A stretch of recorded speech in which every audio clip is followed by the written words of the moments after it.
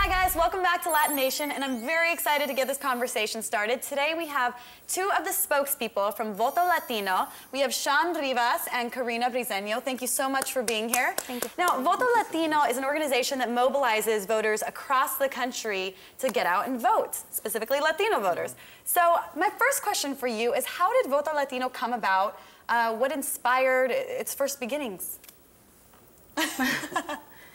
So, Voto Latino was founded in 2004 by actress Rosario Dawson and our president and CEO, Maria Teresa Kumar.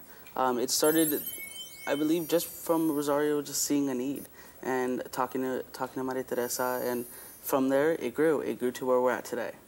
And Rosario is extremely passionate. I mean, she's been an amazing celebrity spokesperson on behalf of this cause and others. I mean, I saw, I was reading some article last week, and she was protesting outside the DNC on behalf of undocumented workers. So she's somebody who's, been an activist for this cause for a long time.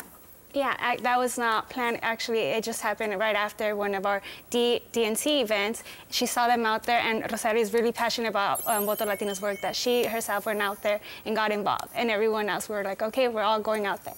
So it's out of the moment. That's how she is. She's really passionate, and she goes right to it. Now, Voto Latino, like, Gabriela mentioned, is trying to mobilize Latinos to vote, regardless of party. It's a nonpartisan organization. So it was around last election. How are we doing this election? What's the status of Latino voters? Are they registering in record numbers? Are we going to have a bigger voice this year than ever before?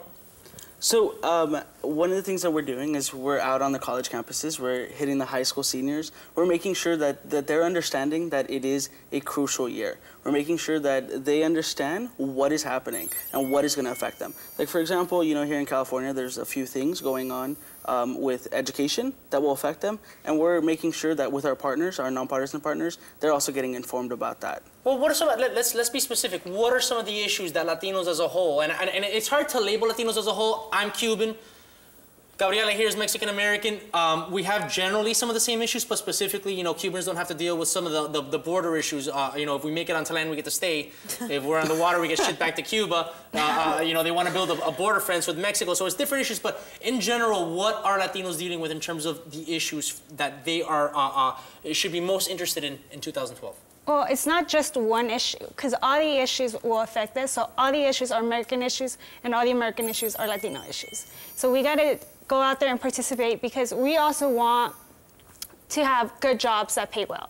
We also want well-trained teachers to be in safe classrooms. We also want our families to be respected. So we got to get out there and vote for every cause, because every single issue is going to affect us one way or another. So it's either we come out and we say what we want, or someone else is going to choose us.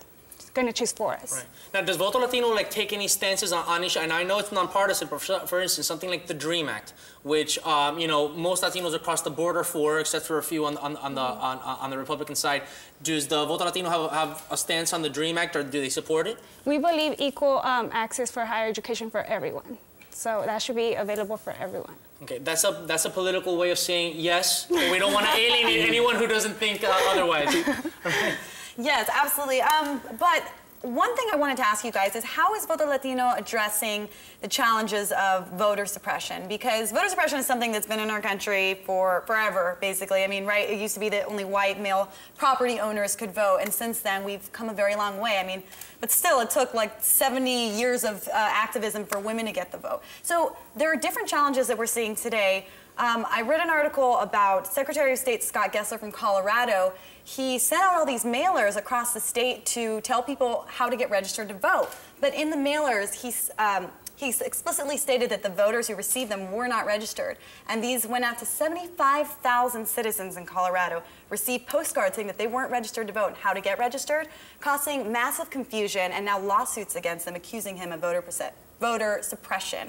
And of course, with the rising number of foreclosures, we have a lot of people that are specifically attacking the Latino community. We have a lot of people that are displaced, and beyond that, when you're fighting for basic survival needs, you're less likely to be attentive to your civic duty. So how is Voto Latino addressing some of these issues? I know there's a lot of different ways voter suppression occurs. Yeah, so on the field, so I help manage field campaigns for California. So on the field, we're basically educating. We're out there making sure that everyone's getting educated, getting informed, understanding what's going on. So when it comes down to suppression laws, hey, we're out there, we're posting up the articles, we're making sure everyone's getting informed about what's going on. And we're also saying, hey, let's stand up, let's make sure we're being heard. So we deal with the voter registration component as well, in which we're making sure everything is done properly. Almost all of our staff, and actually our entire field staff, is trained by our Secretary of States. So anyone who's confused can just log on to votolatino.org and get some assistance in terms of anything that's confusing as far as voter registration, right? Correct. Awesome. All right, we're going to pick up where we left off when we come back after the break. More with Voto Latino right here on LatiNation.